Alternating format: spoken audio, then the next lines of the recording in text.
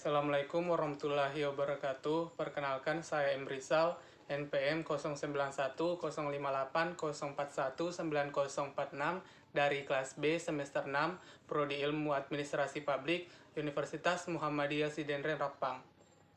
Baik, pada kesempatan ini saya akan menjelaskan mengenai tugas mata kuliah Perbandingan Administrasi Negara. Adapun pokok pembahasannya yaitu pengertian dasar administrasi publik.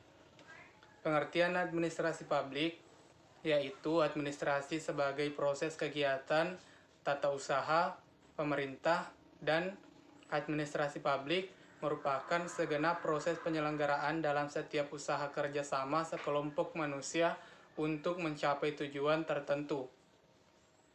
Administrasi publik memusatkan perhatiannya pada kerjasama yang dilakukan dalam lembaga-lembaga pemerintah. Ilmu administrasi publik adalah ilmu yang mempelajari kegiatan kerjasama dalam institusi atau organisasi yang bersifat publik.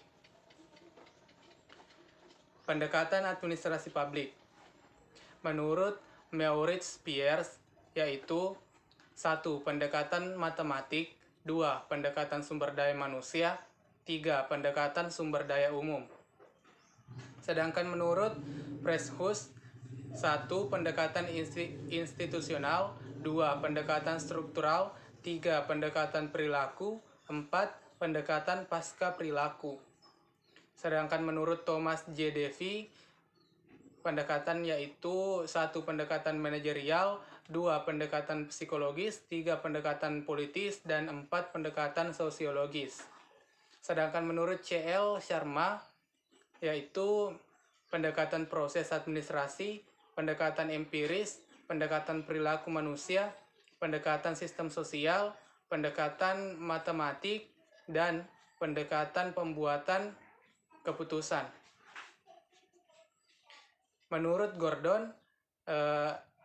Pendekatan tradisional, 2. Pendekatan perilaku, 3. Pendekatan pembuatan keputusan, dan pendekatan ekologis.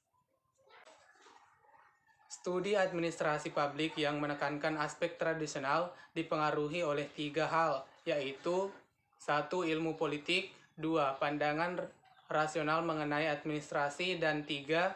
Gerakan manajemen ilmiah. Identifikasi administrasi publik.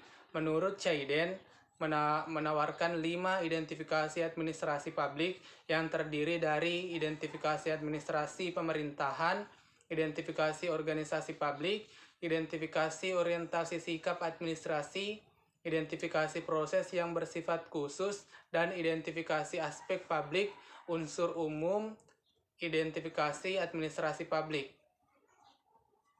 Sebagai stabilisator masyarakat, peranan administrasi publik dapat dikelompokkan dalam 4 kategori, yaitu sebagai stabilisator masyarakat, sebagai kunci masyarakat modern, peranan dalam pembangunan nasional, peranan dalam perubahan sosial.